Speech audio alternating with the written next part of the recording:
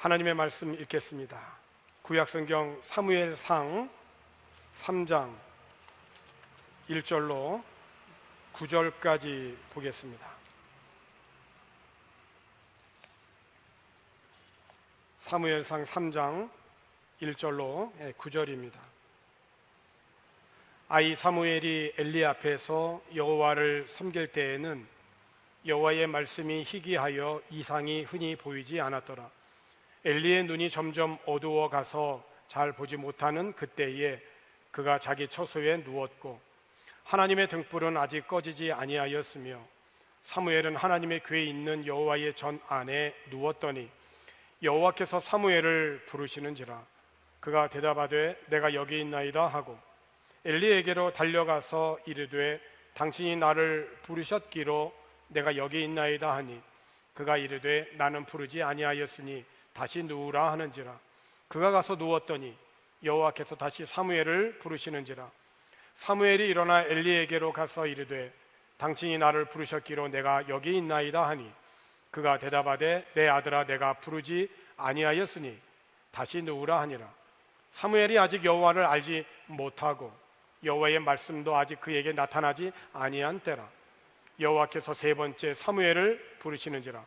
그가 일어나 엘리에게로 가서 이르되 당신이 나를 부르셨기로 내가 여기 있나이다 하니 엘리가 여호와께서 이 아이를 부르신 줄을 깨닫고 엘리가 사무엘에게 이르되 가서 누웠다가 그가 너를 부르시거든 네가 말하기를 여호와여 말씀하옵소서 주의 종이 듣겠나이다 하라 하니 이에 사무엘이 가서 자기 처소에 누우니라. 아멘. 코로나 기간에는 예배당에서 어린아이들의 소리를 거의 들을 수가 없었습니다. 그런데 지난 한 달 전부터 교회 어린이들의 소리가 다시 이제 들리기 시작을 했죠. 어린이들이 이 코로나 장기화 중에도 감염되지 아니하고 건강하고 안전하게 잘 지내고 견뎌주어서 얼마나 감사한지 모르겠습니다. 이곳 바교에서는 지난 주일부터 일주일에 2번 아이들이 이제 학교에 가서 대면 수업을 받는다고 합니다. 특별히 오늘 어린이 주일을 맞이하여서 어린이들을 섬기는 선생님께서 풍성한 선물을 한국에서 이렇게 보내주셨습니다. 어린이들의 예배는 온라인으로 예배를 하고 모임을 가지다 보니 장점도 있는 것 같습니다. 장소와 거리에 상관없이 아이들을 섬길 수가 있는데 유치부의 경우에는 대만에서 또 어린이 교회의 경우에서는 한국에서 선생님들이 각각 이 바교 행복한 교회 유치부와 어린이들을 섬기고 있습니다. 이것 또한 참 감사한 일입니다. 지난 주일 밤에 교육부서 모임을 가졌는데 선생님들의 말씀이 아이들을 섬기면서 오히려 더 많은 것을 배우고 또 경험하면서 힘을 얻는다라고 서로 공감하였습니다. 참으로 감사합니다.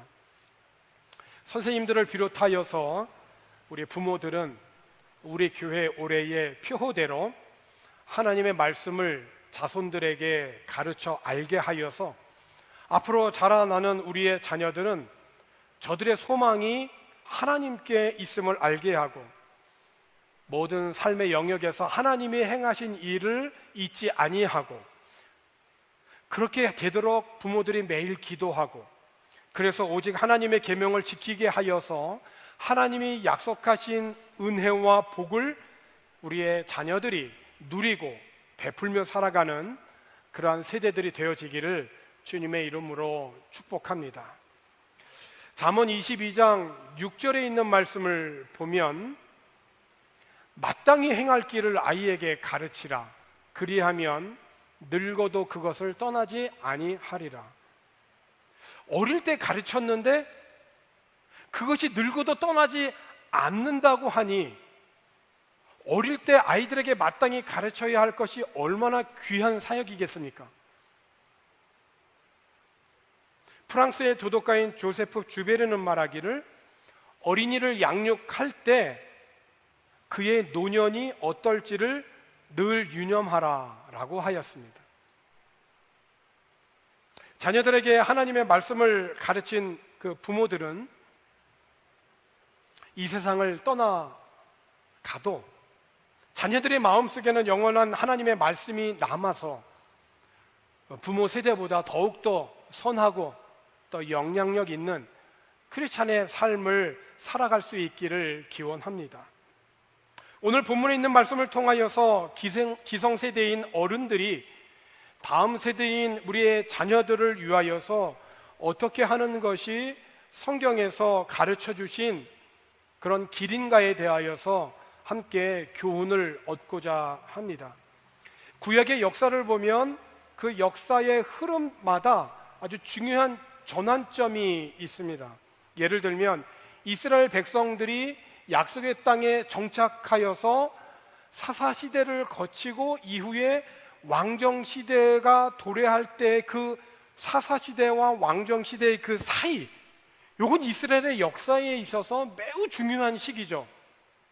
굉장히 중요한 터닝 포인트예요. 하나님의 백성들이 약속의 땅을 살아가면서 이웃 족속들과 불가피한 전쟁을 하게 되고, 이 전쟁을 치르면서 백성들은 왕을 요구하고 왕의 필요성을 요청했던 그 절박한 때였거든요. 그러니까 백성들은 왕을 요구하였는데 하나님께서도 사실은 이미 이스라엘 백성들에게 왕을 약속하셨었죠.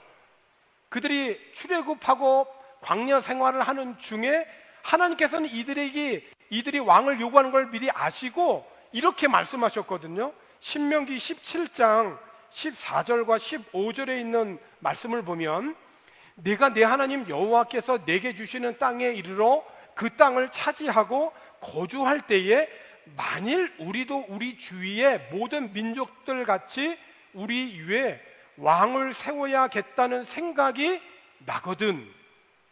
15절에 반드시 내 하나님 여호와께서 택하신 자를 내 위에 왕으로 세울 것이며, 하나님께서 왕을 세울 것이라고 이제 약속을 해주신 거죠. 내 위에 왕을 세우려면 내 형제 중에서 한 사람을 할 것이요 내 형제 아닌 타국인을 내 위에 세우지 말 것이라라고 이렇게 하나님이 약속하셨단 말이에요. 그러니까 이렇게 하나님께서는 이스라엘 백성들이 약속의 땅에 들어가기 전에 왕에 대한 약속을 하셨어요. 그런데 왕을 세워달라고 하는 백성들의 요구가 잘못됐다라고 하는 것은 왜 그것이 잘못되었냐면 하나님이 원하시는 때에 그들에게 왕을 주실 것을 겸손하게 기다림이 없이 왕을 세워서 그 왕을 의지하고자 하는 그 열망 때문에 그랬어요. 그게 잘못됐다는 거예요. 결국 이스라엘은 왕을 세우게 되었고 첫 번째 왕인 사울은 비극적인 삶으로 마감했죠. 그리고 두 번째 왕 다윗이 역사에 등장하게 되어지는데 이때 또 중요한 왕을 세우는 이 예식에 그 왕을 모든 백성들 앞에 세우고 왕에게 기름을 붓는 영적 지도자가 누구였냐면 사무엘이라는 사람이었습니다. 이 사무엘은 이스라엘의 건국의 아버지라고 불리죠. 마지막 사사이기도 하고 그리고 첫 번째 선지자이기도 합니다. 그런데 이 사무엘이 어느 날 역사에 갑자기 등장한 게 아닙니다. 사무엘은 어릴 때부터 성전에서 양육이 되어서 자란 아이예요. 요즘 말로 하면은 모태신앙입니다. 그러니까 사무엘은 어린 시절 어떻게 지냈을까요? 오늘 본문에 있는 1절에 있는 말씀을 보면 아이 사무엘이 엘리 앞에서 여호와를 섬길 때에는 두 가지가 나와요. 여호와의 말씀이 희귀하여 이상이 흔히 보이지 않았더라. 그러니까 무슨 말이냐면 아이 사무엘이 어릴 때 자랄 때에는 하나님의 계시가 아주 드물거나 거의 나타나지 않았다는 거예요. 거기에는 이유가 분명히 있습니다. 예수님께서 공생의 사역 중에 고향을 방문하셨어요. 그리고 회당에서 하나님의 말씀을 가르쳤거든요.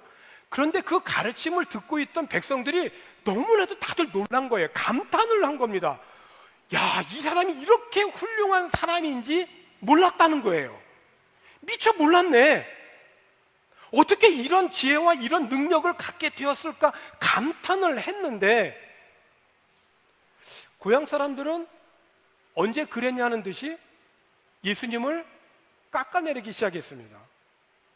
왜 그랬냐면 우리는 이 예수를 어릴 때부터 아는데, 어떻게 자랐는지 봤는데, 그는 목수의 아들이고 그의 어머니 마리아를 우리가 잘 알고 있고 그의 동생과 누이들도 우리는 알고 있는데, 도대체 예수라는 자가 누구이기에 저렇게 저러는 거야? 라고 언짢게 생각을 한 겁니다. 그리고 예수를 배척했죠.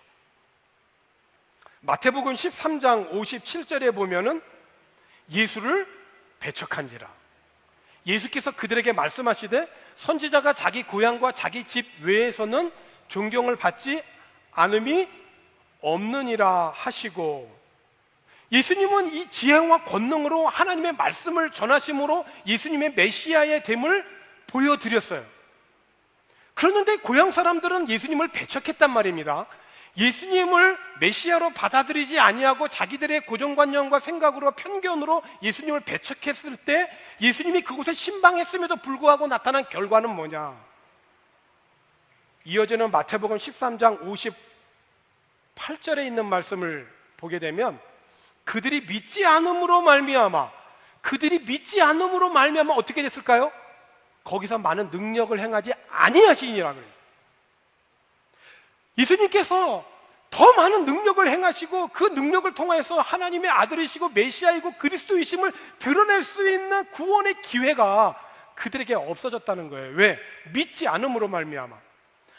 아무리 장마철에 비가 장대비같이 내린다 할지라도 장독대 뚜껑 딱 닫아놓으면 그 장독대 안에 비 한 방울도 들어가지 않아요. 열어놔야 되는 거거든요. 이와 마찬가지예요. 사무엘이 어릴 때 그 당시의 그 사회적인 배경과 사람들의 그 영적 상태가 어땠냐면, 1절에 있는 말씀 다시 한번 볼게요. 본문 1절. 아이 사무엘이 엘리 앞에서 여호와를 섬길 때에는 여호와의 말씀이 아주 희귀하여 이상이 흔히 보이지 않았더라. 두 가지로 요약이 됩니다. 하나는 뭐냐면 여호와의 말씀이 희귀했다는 거예요. 여호와의 말씀이 희귀했다라고 하는 것은 하나님의 말씀을 전하는 그의 백성들에게 주시는 계시의 말씀이 드물었다는 거예요. 그 말씀을 전하는 자가 누굽니까? 제사장들이거든요. 그러니까 요즘 말로 말하면 교회의 설교자들, 목회자들이에요. 그러니까 예언자들에게 하나님의 말씀이 드물었다라고 하는 것은 당시에 하나님의 말씀을 전하는 제사장들이 그들의 직임을 바르게 행하지 아니하고 나태했다는 얘기죠.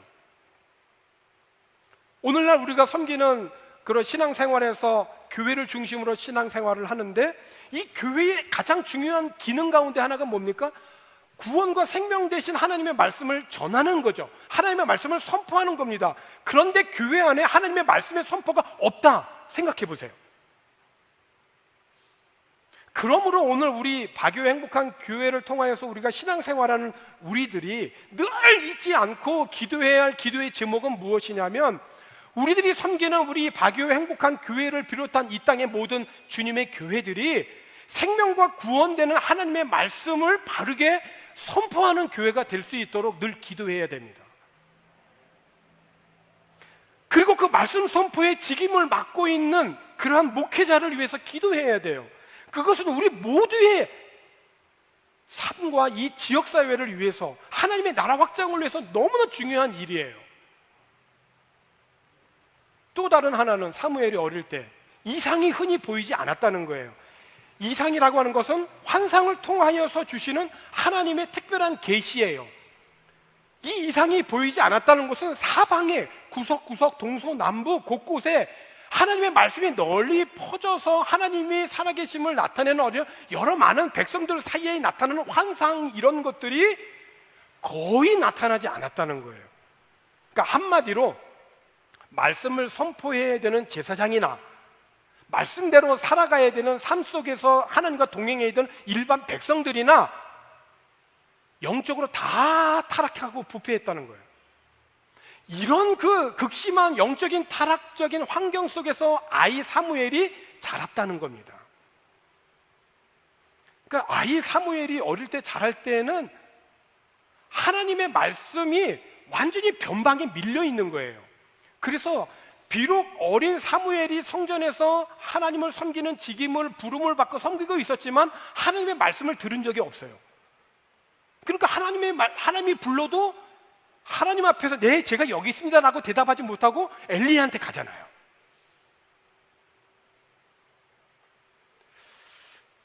하나님의 말씀이 희귀하고 이상이 흔히 보이지 않다라고 하는 것은 뭐냐면, 다른 말로 표현하면 뭐냐면 이것은 일종의 하나님의 심판입니다. 아모스 8장 12절에 있는 말씀을 보게 되면은요, 사람이 이 바다에서 저 바다까지 북쪽에서 동쪽까지 비틀거리며 여호와의 말씀을 구하려고 돌아다녀도 얻지 못하리니, 구하려고 돌아다녀도 동서남북을 다녀도 이 바다에서 저 바다 끝까지 가도 하나님의 말씀을 얻지 못한다라고 하는 것은 이건 심판인 거죠.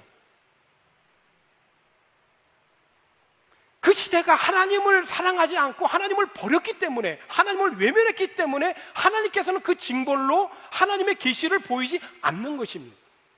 그러므로 사랑하는 성도 여러분, 시편 1편 2절에 있는 말씀처럼 정말 복 있는 사람은 오직 여호와의 율법을 즐거워하여 그 율법을 주야로 묵상하는 자가 복 있는 사람이라고 했는데, 이 하나님의 이 말씀이 기성 우리 세대뿐만이 아니라 우리 다음 세대들, 어린이들도 그 여호와의 율법을 즐거워하고 주야로 묵상하는 복 있는 자녀들이 되기를 주님의 이름으로 축원합니다.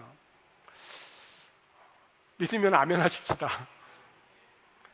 그래서 유대인들은 하나님의 말씀 그 모서리 끝에다가 꿀을 발랐다고 하잖아요. 그래서 하나님의 말씀을 넘길 때마다 꿀처럼 이게 단 것이고 귀하다.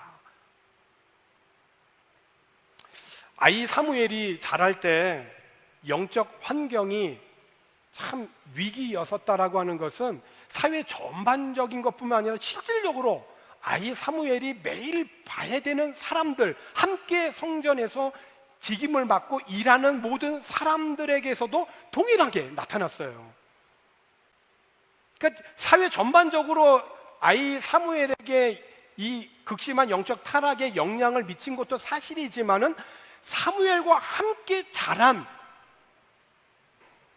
그 엘리 제사장의 아들들에게도 동일하게 나타난 거예요. 그러니까 사무엘은 하나님을 섬기면서 매일 누구를 보면서 자랐냐면 엘리 제사장의 두 아들을 매일 보면서 자랐어요. 그러니까 엘리 제사장은 아들 둘이 있지 않습니까? 그 이름이 홈니와 비느하스입니다. 사무엘이 어릴 때 자라면서 매일 보던 사람들이에요. 그러니까 매일 보면 나도 모르게 그 사람들을 따라가게 되고 본받게 되고 그들의 영향을 받게 되어 있잖아요. 이 엘리의 두 아들인 홈니와 비느하스도 엘리 제사장의 뒤를 이어서 성전에서 직임을 맡은 제사장들입니다. 그런데 이들은 하나님으로부터 귀한 직임을 받았지만 하나님을 진심으로 경외하지는 않았어요. 아니, 오히려 큰 죄를 짓는 죄인들이었어요. 두 가지 큰 죄를 지었는데요, 하나는 성소에서 봉사하는 여인들과 동침을 한 죄입니다. 이건 간음죄예요. 함께 교회에서 하나님을 잘 섬길 수 있도록 이렇게 하나님께서 협력하라고 세워주신 여인들과 동침을 하는, 그러니까 하나님께서 엄하게 금하신 십계명에서도 간음죄를 범한 이 아들들이에요. 또 하나는 뭐하냐면, 사람들이 하나님께 제물을 드리러 이 제물을 가지고 이 성막에 오게 되어지면 온전하게 그 제물을 다 태워 드리잖아요. 그러면 지방을 태워 드리기도 전에 이 홈리와 비느하스는 두 종들을 보냅니다. 거기에. 그래서 그 종들을 통하여서 그 고기 얼마를 제사장이 구워 먹을 수 있도록 내놓으라고 협박을 하는 거예요. 그러니까 제사장은 삶은 고기보다는 조금 덜 익힌, 좀 지방 섞인 이 고기를 더 좋아한다고 제물을 드리려고 하는 거기에 와서 제물을 갈취하는 겁니다. 이건 정말 악한 행위죠. 그러니까 제사 드리는 사람이 이거 안 됩니다. 먼저 하나님의 몫인 지방부터 태우고 나서 당신 마음대로 가지고 가세요 라고 얘기를 했음에도 불구하고 종들은 아닙니다. 지금 당장 내놓으시오. 그렇지 않으면 내가 당장 빼앗아 갈 것이오 라고 협박하고 갈취를 한 겁니다. 그러니까 엘리의 두 아들은 하나님 앞에서 지금 무서운 죄를 짓고 있는 거죠. 하나님께 드리는 제물을 지금 더럽힌 겁니다. 하나님께 드리는 제물도 더럽혔고 자기의 몸도 간음함으로 인하여 더럽힌 거죠. 그래서 이들이 하나님을 섬기는 제사장들이었음에도 불구하고 성경 사무엘상 2장 12절에서는 이렇게 이들을 고발합니다. 사무엘상 2장 12절에 있는 말씀을 보니까 엘리의 아들들은 행실이 나빠 여호와를 알지 못하더라. 제사장이었는데요, 하나님을 알지 못했다는 거예요. 이런 엘리의 두 아들들의 행실을 백성들이 다 알고 있어요. 모르는 사람이 거의 없습니다. 그러니 매일 보는 어린 사무엘도 그거를 다 봤을 거 아닙니까? 아이 사무엘은 가장 가까이에서 함께 생활하는 형들의 이런 모습에 영향을 받기 쉬웠을 텐데 놀랍게도 아이 사무엘은 이런 형들의 악한 행실에 물들지 않았다는 거예요. 그러면 당연한 질문이 하나 나오죠. 어떻게 그럴 수 있었지? 매일 보고 하는 것을 배울 수밖에 없었을 텐데 어떻게 그렇게 물들지 않고 그렇게 하나님 앞에서 거룩한 삶을 살아갈 수 있었지? 오늘 본문에 있는 말씀처럼 엘리 제사장에게도 들리지 않던 하나님의 음성을 이 아이 사무엘이 들었단 말입니다. 당시 아이 사무엘은 12살쯤 됐어요. 요즘 말로 말하면 초등학교 5학년입니다. 당시 엘리 제사장은 90대예요. 얼마나 많은 경험을 갖고 있습니까? 그런데 하나님의 음성은 이 아이에게 들렸다는 거예요. 사무엘은 하나님의 음성을 듣게 되었고 훗날 정말 이스라엘 역사의 중요한 역사의 전환점이 있을 때마다 하나님의 말씀을 전한 영적인 지도자 거인이 되었어요. 어떻게 이렇게 될 수 있었을까요? 특별히 그 사무엘에 대해서 성경은 평가하기를 뭐라고 말씀을 하고 있냐면 사무엘상 3장 19절서부터 21절까지에 있는 그 말씀을 보게 되면은 이렇습니다. 19절에 사무엘이 자라매 여호와께서 그와 함께 계셔서 어떻죠? 그의 말이 하나도 땅에 떨어지지 않게 하셨대요. 그러니까 그가 예언한 말씀들은 하나도 땅에 떨어지지 않고 그대로 이루어지는 겁니다. 20절에 보니까 단에서 부엘세바까지, 이거는 뭐냐면 이스라엘 저 북쪽에서부터 맨 밑에 남쪽에, 우리나라로 표현하면 저 백두산에서부터 한라산까지, 단에서부터 부엘세바까지 온 이스라엘이 사무엘은 여호와의 선지자로 세우심을 입은 줄을 알았다 이거예요. 그의 말은 하나도 땅에 떨어지지 않았죠. 모든 백성들은 저분은 하나님이 세우신 선지자임을 분명히 알았죠. 21절에 여호와께서 실로에서 다시 나타나시되 여호와께서 실로에서 여호와의 말씀으로 사무엘에게 자기를 나타내시니라.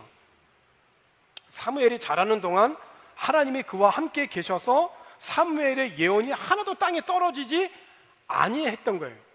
무엇이 이토록 영적 거인이 될 바탕이 되었을까요? 자라나는 주변의 환경은 선한 것이 하나도 없고 오히려 악한 그런 일들만을 매일 볼 수밖에 없는 그러한 상황이었을 텐데 말이죠. 이것은 다름 아닌 하나님의 은혜가 그를 지켰기 때문이에요.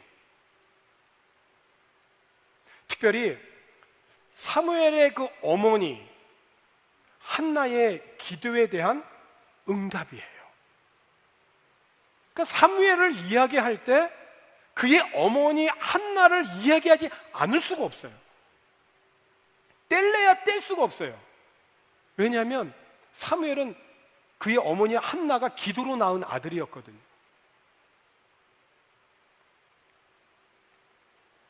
이 사무엘의 어머니 한나는 오랫동안 불임의 그 고통을 겪었던 여인입니다. 생육하고 번성하여 땅에 충만하라고 하는 것이 하나님의 뜻이고 명령이었지 않습니까? 그런데 자기는 이 생육하고 번성하여 땅에 충만하라고 하는 것에 조금도 참여하지 못했어요. 그런 아픔을 수년 동안 겪은 여인이에요. 그가 말할 수 없는 상처와 고통을 하나님 앞에 가져 나와서 하나님 앞에 믿음과 헌신의 기도를 드렸을 때, 그리고 엘리 제사장으로부터 하나님을 통한 말씀을 듣고 집으로 돌아갔을 때 하나님께서는 한나의 기도에 응답을 하셨어요. 그 응답의 현장이 사무엘상 1장 19절과 20절의 말씀인데, 19절에 보니까 그들이, 그러니까 한나와 그리고 그의 남편 엘가나예요. 그들이 아침에 일찍이 일어나 여호와 앞에 경배하고 돌아가 라마의 자기 집에 이르니라. 엘가나가 그의 아내 한나와 동침하며 여호와께서 그를 생각한지라. 참 귀한 말씀이죠. 한나가 임신하고 20절에 때가 이름에 아들을 낳아 사무엘이라 이름하였으니 이는 내가 여호와께 그를 구하였다 함이더라. 그러니까 믿음의 기도와 하나님이 허락하신 가정 안에서의 그 동침은 하나님이 한나를 생각하는 은혜를 주시는 수단이 되었던 거예요. 그러니까 하나님이 생각하시는 동침은 하나님이 허락하시는 가정 안에서만 이루어질 때만이 그것이 진짜 은혜고 복인 거예요. 요즘은 그렇지 않는 사람들이 너무 많아서.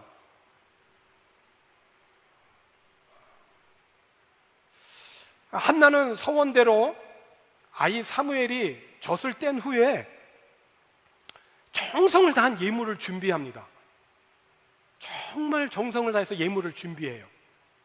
그리고 그 예물과 함께 아이 사무엘을 하나님 앞에 드리게 되죠. 그때로부터 성전에서 자랍니다.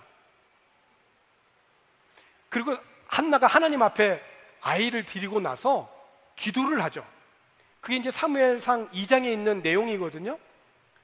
어떤 마음으로 기도와 찬양을 드리냐면요, 정말 하나님으로 말미암아서 즐거운 마음으로 하나님을 노래하고 찬양을 해요. 사실 생각해 보세요. 이제 막 어미의 젖을 뗀 아이예요. 그 젖된 아이를 어미로부터 떼어 놓는다는 것이 어떻게 즐거움일 수 있겠습니까? 정말 어렵죠? 그러기 어렵습니다.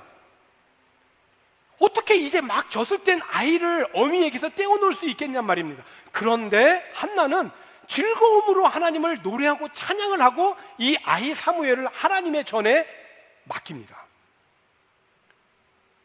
그럴 수 있었던 것은 한나는 믿음으로 이 모든 것들을 극복한 거예요. 그의 찬양과 기도의 고백을 더 들어보면 사무엘상 2장 6절과 7절에 그의 하나님을 향한 노래와 찬양 속에서 담겨 있어요. 사무엘상 2장 6절과 7절에 보면 이런 신앙을 고백합니다. 여호와는 죽이기도 하시고 살리기도 하시며 수올에 내리기도 하시고 거기에서 올리기도 하시는도다. 7절에 보니까 여호와는 가난하게도 하시고 부하게도 하시며 낮추기도 하시고 높이기도 하신다. 하나님의 절대적인 주권을 찬양한 거예요. 한나는 아이 사무엘을 하나님의 집에 맡기고 아들을 위해서 매일 성전에서 봉사하는 데 필요한 그 겉옷을 짓습니다. 그러니까 겉옷을 지어서 아이에게 이제 전달을 합니다. 그러니까 요즘 같으면 이렇게 옷을 사서 그냥 이렇게 딱 전해주면 좋겠지만은 옛날에는 다 손수 옷을 지었습니다. 어미 한나가 아들 사무엘을 위해서 옷을 한 올 한 올 껴서 만든 거예요. 그러니 아이 사무엘이 이 옷을 입고 하나님의 성전에서 직임을 감당할 때에 어머니 한나는 어떤 마음으로 아이 사무엘의 겉옷을 만들었을까요? 두말할 나위 없죠. 이 옷을 입고 하나님을 정말 바르게 섬기는 하나님의 아들이 되도록 얼마나 많은 기도를 드렸겠습니까? 당시 도덕적으로 영적으로 너무 극심한 타락한 세상이었고 하나님의 관심은 완전히 변방에 밀려있는 그때에 특별히 아이 사무엘 근처에는 엘리의 두 아들 홈니와 비느하스가 간음죄를 짓고 재물을 갈취하고 그런 그 환경 속에서 매일 자라나야 되는 그 사무엘을 보면서 어머니 한나는 정말 얼마나 간절하게 아이 사무엘을 위해서 기도했겠냐 말이에요. 이러한 한나의 신앙을 하나님께서 복에 복을 더해 주셔서 부름이었던 이 한나에게 사무엘 이후에 3명의 아들과 2딸을 더 주셨죠. 아이 사무엘, 사무엘의 이름의 뜻이 뭡니까? 여호와께 구함, 그런 뜻이죠. 그러니까 사무엘이 막 뛰어다니는 것을 보면 하나님께 구해서 얻은 아들이지 하나님을 떠나서는 도대체 해석이 안 되는 거예요. 때가 되면 오늘 우리들의 자녀들도 부모의 품을 떠나게 되지 않습니까? 그게 성경적이에요. 그죠? 한나는 아이 사무엘을 하나님께 드렸어요. 그리고 간절히 사무엘을 위해서 기도했습니다. 어린 그 나무 가지를 구부리면 그 구부러진 나무 가지는 계속해서 구부러져서 자랍니다. 한나는 어린 사무엘을 위해서 태중에서부터 기도를 했어요. 하나님의 말씀 안에서 어릴 때부터 바르게 자라나기를 정말 간절히 기도한 거예요. 그리고 아이 사무엘을 성소에 드린 이후에도 계속해서 하나님께 믿음의 기도를 드렸죠. 아이 사무엘이 이스라엘 역사에 이토록 귀하게 사용될 수 있었던 그 배후에는 모든 것은 다 하나님의 은혜로 해석할 수 있으나 그 배후에 어머니 한나의 믿음과 한나의 그 헌신적인 기도가 있었음을 우리는 꼭 기억해야 됩니다. 비단 어린아이 때만이 아닙니다. 장성한 자녀라 할지라도 우리는 여전히 자녀들을 위해서 부모된 세대들은 기도해야 할 줄로 압니다. 19세기 미국 역사에 그 이름이 빛나는 외교관 찰스 아담스가 그 매일 일기를 기록했다고 하는데요. 그가 어떤 날 일기장에다가 다음과 같이 기록을 했습니다. 오늘은 아들과 함께 낚시를 다녀왔다. 하루를 낭비해 버리고 말았다. 근데 그의 아들도 나중에 미국의 유명한 역사가가 된 브룩 아담스가 되었는데요. 그런데 이 아들도 어려서부터 아버지와 같이 일기를 쓰는 사람이었어요.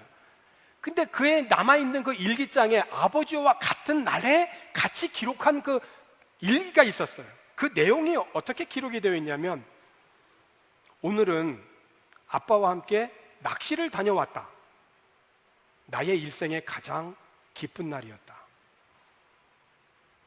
똑같은 날짜의 아버지와 아들의 일기가 오늘 우리들에게 큰 깨달음을 주어서 가정생활과 우리들이 생각하는 행복의 그 가치관에 새로운 각성이 있기를 권합니다. 오늘 우리들의 자녀들에게 물려줄 수 있는 가장 귀한 유산이 여러 가지가 있겠죠. 그러나 무엇보다도 가장 귀한 유산은 부모로서 자녀들에게 일상의 삶 속에서 하나님을 경외하는 삶, 그리고 자녀들을 위한 진실한 기도. 부모를 떠나도 부모의 품을 떠나서 장성하여서 많은 유혹과 시험이 있을 때 부모님을 생각하고 하나님을 경외하는 삶, 진실한 기도를 드릴 수 있는 자녀라고 한다면 훌륭한 인생을 사는 부모예요. 코로나 중에도 이곳 박교를 떠나지 않을 정도로 이곳에 생활에 정착한 모든 성도들이 그 생업의 현장이 정말 바쁘고 분주합니다. 요즘에 보면 성도들이 새로운 사업장을 더 확장하고 오픈하시는 분들이 한 분, 두 분 더 생기고 있어요. 그렇지만 적어도 일주일에 한 번은, 구별된 주일에는 자녀들과 함께 모여 예배하고 자녀들의 이야기를 좀 들어주고 함께 할 수 있는 그런 시간을 갖기를 권합니다. 아버지, 어머니에 대한 좋은 추억은 하나님 아버지를 아버지로 부르며 섬기는데 어렵지 않게 합니다. 여러분들 이제 이미 장성하였지만은 아버님, 어머님을 생각하면서 좋은 그런 추억과 기억이 있습니까? 이제는 우리 차례입니다. 이제는 우리들이 우리의 자녀들에게 그렇게 좋은 추억을 함께 공유해야 하고 나누어줘야 할 우리들입니다. 지나간 얘기지만은 우리가 그 성전 건축을 할 때 그 땅을 많이 이렇게 봤지 않습니까? 땅을 많이 봤는데 너무 부러운 거예요. 야, 저기다가 교회를 졌으면 너무 좋겠다. 근데 그 땅이 빈 땅이었는데 어느 날 가보면은 막 공사를 하고 있어요. 누가 땅을 부지를 매입하고 거기다 건물을 짓는데 너무 멋있게 잘 짓는 거예요. 생각에 나는 하나님을 믿고 저 사람은 하나님을 믿는지 안 믿는지는 모르겠는데 저 사람은 저렇게 땅을 구입해가지고 멋있는 건물을 짓고 정말 부러웠단 말이에요. 그게 한 번이면 족하겠는데 도대체 몇 번을 그런 경험을 하는 거예요. 캠프 세븐에 내려가기도 하고 저희 어디 여러 지역을 가봐도 곳곳에 지금 요즘 이렇게 많이 걷고 있는데 걸을 때마다 그게 자꾸 생각이 나는 거예요. 여기도 교회를 졌으면 했던 곳이지 저기도 교회를 졌으면 졌던 곳이지 한두 군데가 아니에요 보니까. 근데 언제부터 기도의 제목을 바꿨냐면 마냥 부러워하던 것에서만 이제 벗어나서 기도를 바꾸기 시작했잖아요. 이제 더 이상 부러워하지 말자. 축복하자. 하나님, 저 사람이 그래도 물질의 복을 받아서 저렇게 귀한 이 좋은 땅에 부지를 매입하고 건물을 잘 지었는데 사고 없이 건물을 잘 짓고 하나님 더 잘 섬길 수 있는, 혹시 하나님 모르면 하나님을 섬기는 그런 하나님 사람 되게 해주세요. 집주인 되게 해주세요. 건물주인 되게 해주세요. 기도를 하기 시작했단 말이에요. 그들을 축복하고 기도해 주고 그러고 나서 한 번 더 기도하는 거죠. 하나님, 그 다음에는 저희 차례입니다.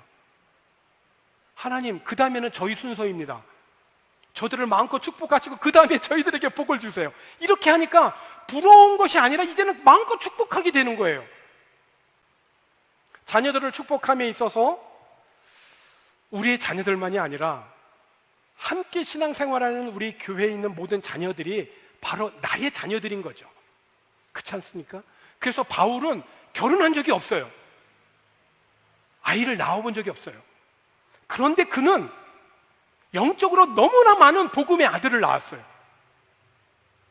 디모데를 비롯해서 수많은 자녀들을 낳았어요. 그들을 통해서 하나님의 복음이 확장되었지 않습니까? 오늘 사랑하는 성도 여러분, 아무리 바쁘고 분주해도 하나님이 나의 삶의 우선순위인 것처럼 생업의 현장이 좀 바쁘고 분주해도 부모들은 자녀들을 위해서 정말 하루도 빠짐없이 기도하고 내 자녀만이 아니라 함께 신앙생활하는 교회의 모든 자녀들을 나의 자녀라고 생각하고 축복해 줄 수 있는 부모들이 되어지기를 주님의 이름으로 축원합니다. 기도하겠습니다. 하나님 아버지, 감사합니다. 주님의 몸된 교회에서 어린 자녀들과 우리의 부모님들, 특별히 또 그리고 시니어들이 하나 되어서 이 악한 시대에 행실을 거부하고 기도와 말씀으로 하나 되어 빛 대신 하나님의 말씀을 밝히 드러낼 수 있는 그런 교회와 가정들이 되어지기를 간절히 간구하며 기도합니다. 오늘 특별히 어린이 주일을 맞이하여서